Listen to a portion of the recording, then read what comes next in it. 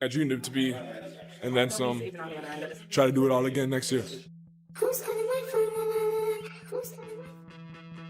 Every year we get to do this, it's insane. This is something that I've been dreaming about since I was a little kid. Where the function? Where the function? Ridiculous! Oh, he did not do that! Woo! Start the party!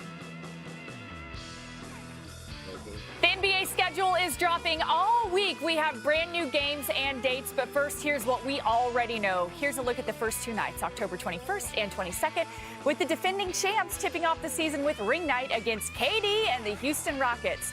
We've got the Christmas Day slate on ESPN and ABC. Cavs Knicks, could that possibly be an East Finals preview? We also have LeBron's record 20th Christmas Day game on a packed night. Another important date for the league. We have the full MLK Day schedule for January 19th. Of course, ATL always front and center here. They will host the Milwaukee Bucks. And now, hot off the presses, we have the NBA Emirates Cup schedule that just dropped this afternoon. Here's some of the biggest dates starting in the West. The 2025 Emirates Cup slate is full of those big matchups. West Group C features the Warriors and Nuggets. Steph leads the Warriors to play Denver to play Jokic on November 7th. How about West Group A? They're headlined by the reigning champs, the Thunder, and the team they beat in the Western Conference Finals, the Timberwolves. Those teams are going to meet on November 26th.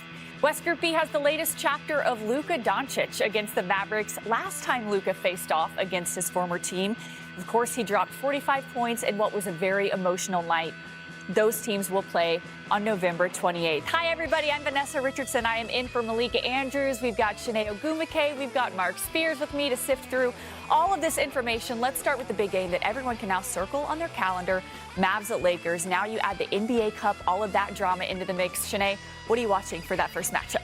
I'm watching two things. First things first, Cooper Flag, what do we say about him? He's built different. He's built tough. I want to see him go up against LeBron and Luka. We know that will bring out the best in the young rookie. But also, if you're going to try to go micro a little bit, the weakness of the Los Angeles Lakers, they addressed by getting DeAndre Ayton. I want to see the front court as well. But as we look at Cooper Flag, we know it's going to be showtime. I mean, this has all the tentacles. You have the competitive firepower. You have the inside-outside game. You have him just trying to exert his dominance as a rookie against LeBron. Like, we're going to get those moments that we're going to play on highlights here on this show for years to come. But then also that front court, that's what I'm looking at. Like Gafford, Lively, AD. They're going to be wanting to punish the Lakers, especially knowing that the Lakers, that's the area, that's where Luka made, he helped make them, and now it's like you flip-flop, you roll reverse. So I think on both sides of the ball, whether it is the guards, the posts, the wings, the forwards, like there's so many cool storylines.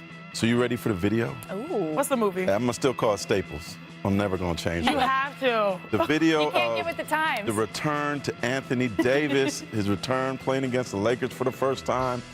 I'm curious to what the Lakers fans feel about him, feel about his legacy in the Lakers uniform. I mean, he averaged 25 points and 11 rebounds and 2 blocks a game for his 5.5 season career. Is it worthy, because he's going to be in the Hall of Fame, I have a feeling. is it worthy of putting that jersey in the rafters? Jamal Wilkes, he's in there. He played a couple more seasons, 8 seasons. But Anthony Davis won a championship, won an NBA Cup. I don't know if Lakers fans care about that. They like the championship more. But oh, do they? Did he do enough to get his name in the rafters? I don't know. I'll have to think on that. Speaking of LeBron and AD, guys, there's always drama on the gram, you know. There's always drama on Instagram. Did you see this yesterday? They both posted the exact same images, LeBron and AD, to their Instagram accounts. Quote, becoming the best version of yourself sometimes comes with a lot of goodbyes, end quote. We have no idea if there's a deeper meaning here. But Mark, what do you think of this post? And I feel like we have to pull out the Brian Windhorst. Why is that? The same quote on the same day. I don't understand the AD part of it, but in terms of the LeBron part, the tea leaves are there. It's the end of the road. Should we get Boys to Men playing or something like that? We've come. Oh, don't do that. We're not trying. Oh, talking to her or to me? Both of y'all. He said that we're going to miss him when he's gone, using Drake, right, or Jay-Z, and then now he's golfing. When do people start golfing? They start golfing because they have free time, especially athletes. They start golfing when they need something competitive to do, right? Golfing is the thing you can do until like, why is he starting to golf now? Maybe he just has a new hobby, Mark. That's You But think that's this is a hobby transitional that sport? OGs take when they don't have to work no more. OG athletes take. So I'm just wondering if all these tea leaves are there in this latest tweet that tells us it's the end of the road. Hey, don't send the bill Yeah, I to did me. it. Did I do it better? No. Don't send the bill to me. All right. I don't want to be messy, but like at first I was like, how's the relationship between the two? I know that was a tumultuous last year, but we all know these guys are brothers.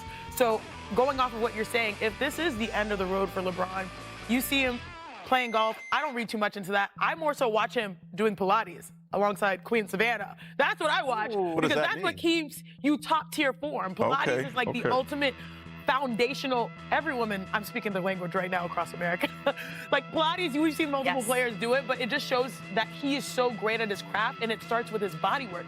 I mean, if LeBron wanted to play probably 2-3 more years, he absolutely can if he made that choice. If he wanted to play golf during the free time, he absolutely can. I'm not trying to say one and two are connected. Can play more. But if this is, we do know that LeBron James does do subliminals. And so if this is the beginning, you know, we better soak everything up. Yeah. I love the videos of LeBron and Steph and how hard they're still working out at this age, too. I mean, guys that are OGs, guys that are veterans that could just coast, but they're putting, like you said, Pilates, so much into it. All right, let's continue to talk about the Cup. The east side of the Emirates Cup, Group B, has one of the oldest rivalries in NBA history. You've got the Celtics and the 76ers.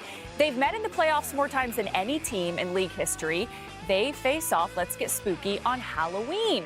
Speaking of playoff matchups, Group A sees the Cavs looking for revenge against the Pacers, who of course knocked them out in 2025. That meeting happens on November 21st in Indy.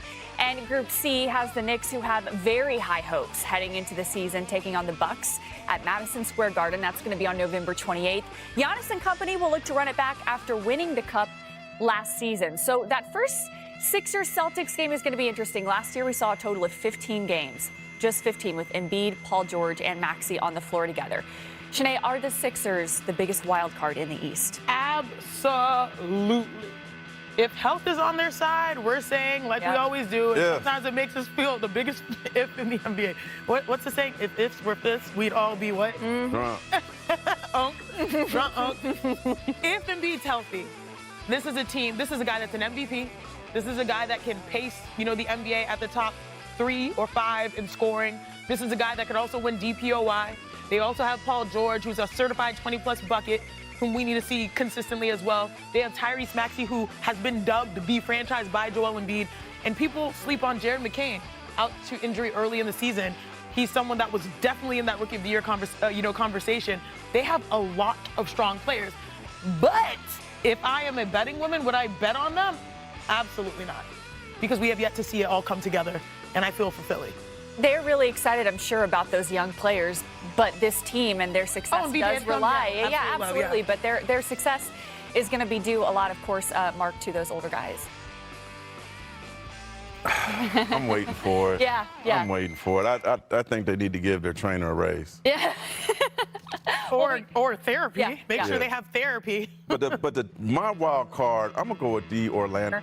Tom Dundon has agreed to buy the Trailblazers from the estate of Paul Allen for a valuation of over $4 billion.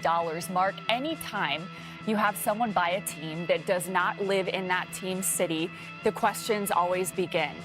Will the team stay in Portland? Yes, the Allen estate has made it where anybody that bought team has to keep the team in Portland. So Blazers fans, you can certainly take a breath of relief. The team's not leaving. And their new owner is quite interesting. He's a Texas guy and Carolina guy, but he turned around the Hurricanes in terms of, making them a winner. And he also has refurbished their arena. He's going to refurbish this arena, get it ready for the 2030 Final Four, Women's Final Four. And let's see if he could add some extra juice. But he's an owner that will be a new NBA owner, but I think because of his NHL background and pickleball and other things he owns, I think he's going to do it the right way. Do you play? I was going to say, pickleball's hot. I'm scared of my Achilles. All right, still to come on sport for you. Still to come my Achilles. On NBA Today. The Fever's comeback falls short against the Wings as Indy remains without Caitlin Clark. We've got an update on her status with the playoffs a month away. Plus, opening night in OKC, baby, the Thunder will raise their first championship banner with Kevin Durant in the